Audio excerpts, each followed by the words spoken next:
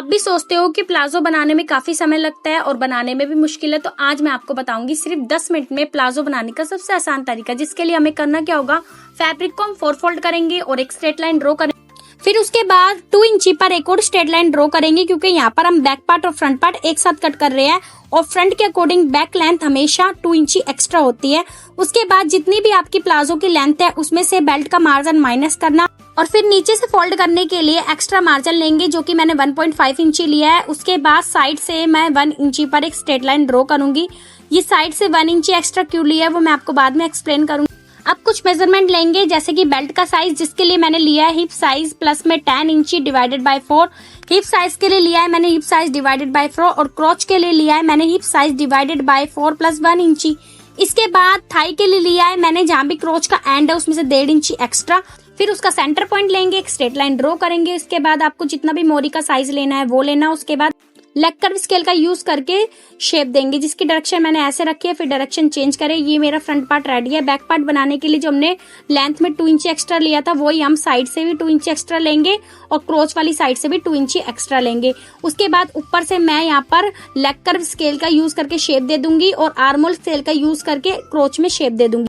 यहाँ पे hip size पे शेप देने के लिए यहाँ पर मैंने हिप स्केल का यूज किया है। उसके बाद सबसे पहले हम बैक पार्ट की कटिंग करेंगे, फिर इसमें से 2 पार्ट को हटाएंगे और फ्रंट पार्ट की भी कटिंग कर देंगे।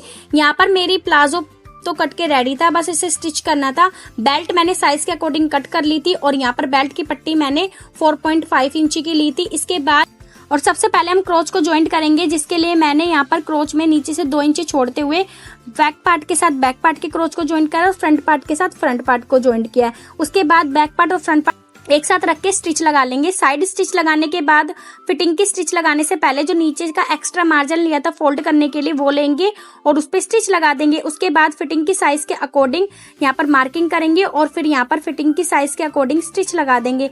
यहाँ पर मैंने 1 इंची की स्टिचिंग लगाई है। इसके बाद 2 इंची नीचे से छोड़ा था उसको इस तरीके से ओपन करेंगे और फिर क्रोच में स्टिच लगा के कंप्लीट करेंगे। अब हमारा प्लाजो तो बनके रेडी था, बस इसमें बेल्ट की पट्टी अटैच करनी थी, जिसके लिए मैंने पट्टी को रेडी किया और पट्टी को रखा उल्टा, प्लाजो को रखा सीधा और पट्टी पे 1/2 इंची का मार्जिन लेते हुए स्टिच लगा दिया था।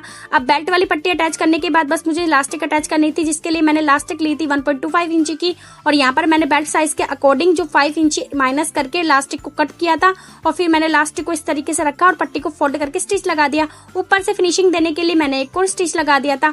फिर प्लाजो में और भी प्रोफेशनल लुक देने के लिए मैंने प्लाजो पे अच्छे से आयरन किया।